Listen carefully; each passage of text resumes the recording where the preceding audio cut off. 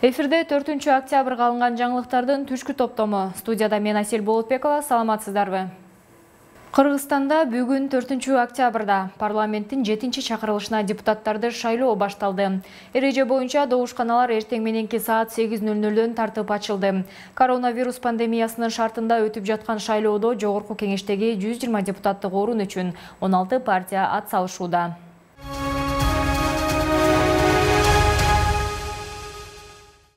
Бүгүн 4-октябрь эртең мененки саат 9:00дө өлкө башчы Сооронбай Жээнбеков номер 5-мектеп гимназиясында түзүлгөн номер 1327 шайлоо участкасында добуш берди.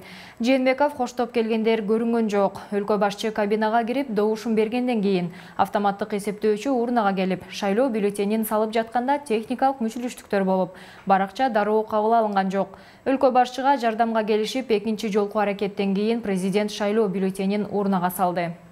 Добуш берген соң президент сөз сүйлөп, бийлик шайлоонун таза жана ачык өтүшү үчүн болгон аракетин көргөнүнө токтолду. Саламатсыздарбы, урматтуу журналисттер. Доброе утро, уважаемые журналисты.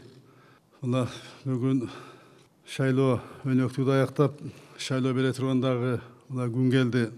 Биз ушу шайлоо адилеттүү өтүш үчүн баарын жасадык. Партияларга баарына бирдей шарт түзүлдү. Жаңы катышкан жаңы партияларга тең ата катыш үчүн аларга дагы бирдей мүмкүнчүлүк түзүлдү. Бир дагы партияга артыкчылык берилген жок, бир дагы партияга кысым көрсөтүлгөн жок. Аны журналисттер өзүңөр деле көрдүңөр, өзүңөр катышып аттыңар. Бардык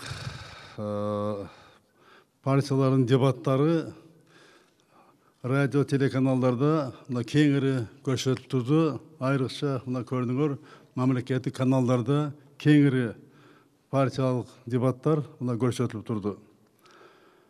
Кандай саясий көз карашы бар, кандай программасы бар, сын пикирлерди айтуу боюнча эч кандай чектөөлөр, тоскоолдуктар болгон жок. Ар бир адамдын, ар бир жарандын добушу бул мамлекеттин келечегине чоң таасир этет. Ошондуктан баардыгыңыздар келиңиздер, добушуңуздарды бериңиздер. Бүгүн шайлоо күнү биздин өлкөбүздүн гана жарандары эмес, бүт дүйнөлүк коомчулук бизге назар салып турат. Бүгүнкү добуш берген жыйынтыгы эч кимдин шек саноосу болбош керек. Биз үчүн коомдун стабилдүүлүгү, элибиздин тынчтыгы абдан бийик, абдан жогору. Ошону дагы баарыбыз унутпайлы. Буюрса, шайлоого келип, баардык мекендештерим ушу жогорку саясий маданиятты көрсөтөбүз деп үмүттөнөм. Биздин өлкөгө, биздин мекенибизге ушу шайлоо дагы бир жакшы аброй алып келет деп мен терең ишенем. Эскерте кетсек, бул күнү 3.523.532 шайлоочу добуш берүү укугуна ээ болсо, 557.856 жаран биометрикалык маалыматын тапшырбагандыктан шайлоого катыша албайт. Жогорку кеңешке шайлоо чегинен аша алган, тагыраагы жалпы добуш бергендердин санынан 7 жана ар бир облустан 0,7% босогодон өткөн партиялар келет. Өлкөдө 2475 шайлоо участкасы ачылды. Анын 45-и чет өлкөлөрдө иштейт.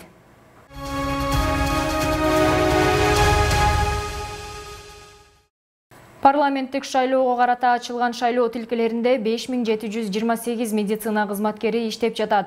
Бул тууралуу маалымат жыйында саламаттык сактоо министринин орун басары Нурболот Үсөнбаев билдирди. Анын айтымында, жарандар өзүн жаман сезип калса, аларга жардам берүү үчүн бардык даярдыктар көрүлгөн. Шайлоо тилкелеринде санитайзерлер коюлуп, бет каптар камдалган.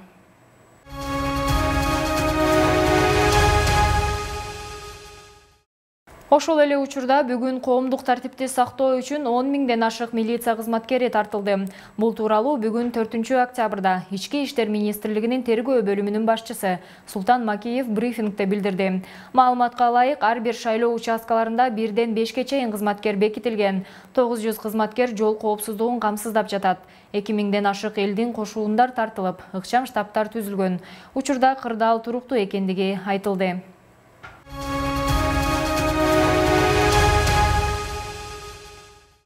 Кыргызстанда ушул тапта 2430 шайлоо участкасы ачылган. Дагы 45 жай чет жактарда иштеп жатат.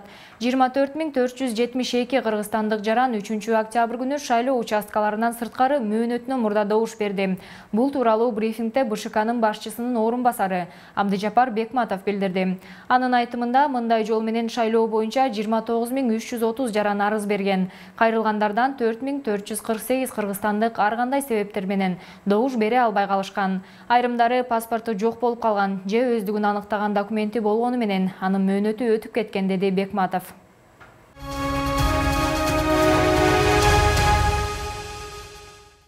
Бишкек шаарынын Туңгуч Кичи районундагы 93-чү кесиптик лицейинде уюштурулган номер 1155 шайлоо участогундагы абал менен биздин кабарчылар жеринен кабар алды. Аталган участоктун төрайымы Элмира Закирова билдиргендей, саат 12:00 алынган маалымат боюнча жалпы 500дөн ашык шайлоочу добуш берген. Эми өткөн шайлоого караганда бул жолу мындай эменин биздин шайлоочулардын эмеси активдүү да. Анткени уже мына бүгүн азыр саат 12ге уже 500дөн ашык киши келип шайлады да. Өткөн шайлоого караганда эмеде биздин список боюнча, тизме боюнча шайлоочулар көп, 809 кишиге көп да. Форма 2 боюнча 231 адам катталган. Ошолордун 37си тизмеге кирбей калыптыр. Андан сырткары участоктогу байкоочулар азыркы учурга карата эч кандай мыйзам бузуулар каттала электигин айтты. Таң эртеден саат 8:00дөн баштап шайлоочулар келе баштады. Башка шайлоо участоктарына салыштырмалуу активдүү эле башталды десем болот. Азыр учурда саат 12:30 уже 525 адам шайлап кетишти да. Негизинен мыйзам бузуулар болгон жок биздин байкообузда.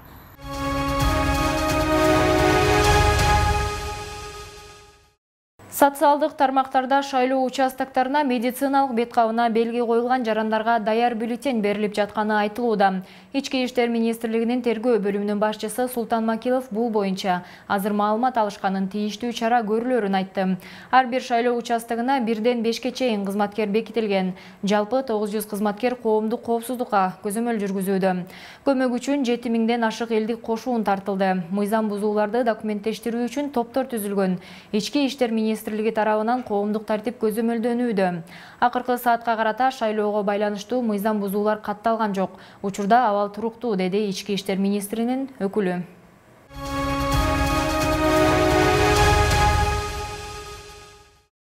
Ош шаарында номер 5912 шайлоо участогуна журналисттердин кирүүсүнө тыюу салынды. Өзүн добуш берүү участогунун мүчөсүмүн деп тааныштырган адам жогорку жактан ушундай тапшырма берилгенин билдирди. Аталган шайлоо участогу кошумча түзүлгөн. Анда негизинен студенттер добуш берери буга чейин интернетте кабарланган. Бүгүн добуш берүүгө да негизинен студенттер келип жатышканы байкалды.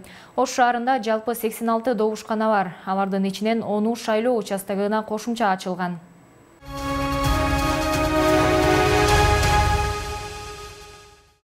Премьер-министр Кубатбек Боронов жогорку кеңештин депутаттарын шайлоодо Бишкек шаарындагы номер 62 мектеп гимназиясында жайгашкан номер 1105 шайлоо участкасында добуш берди.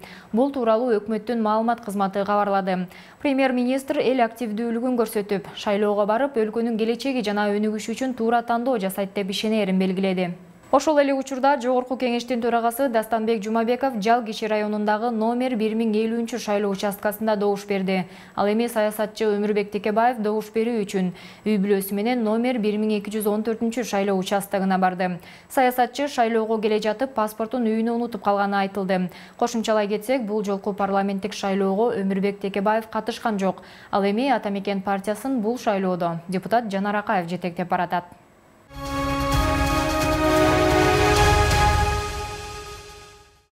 Өлкө боюнча коронавирус жуктургандардын саны 47428ге жетти. Ал эми 4 октябрга карата COVID-19 илдетинин жаңы 244 учуру катталды. Жаңы учурларды аймактар боюнча алып караганда төмөнкүдөй бөлүнөт. Бишкек шаарында 26 учур, Ош шаарында 25, Ош облусунда 62, Баткен аймагында 33, Жалал Абад жергесинде 79, Нарын облусунда 3, Таласта 2, Чүй өрөөнүндө 8, ал эми Ысык Көл облусунда 6 учур катталган.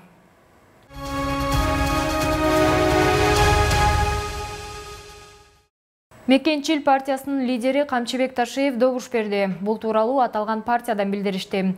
Ал Кыргыз мамлекеттик медициналык академиясындагы участкага кичүү кызы Сумая менен келип өз добушун берди. Ташиевдин айтымында ош тарапта шайлоо эрежелерин бузгандар көп болууда.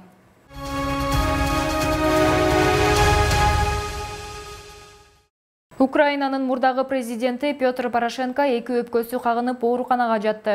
55 жаштагы Порошенко 29 сентябрда коронавируска тест тапшырып, оору аныкталгандан кийин үйүндө дарыланып жаткан. Ал кант диабети оорусунан да жабыркап жатканы маалым болду.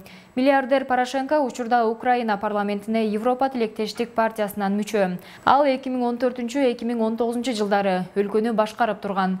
40 миллион калкы бар Украинада 222 миңден ашуун адам коронавирус жуктуруп, 4300 киши каза болду. Буга чейин мурдагы премьер-министр Юлия Тимошенко менен азыркы президент Владимир Зеленскийдин аялы коронавирустан айыгышкан эле.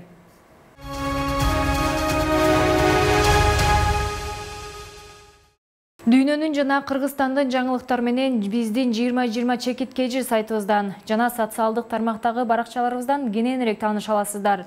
Ушуну менен түшкү алынган жаңылыктар аягына чыкты. Кийинки эфир аркылуу жолугушканча сак саламатта туруңуздар.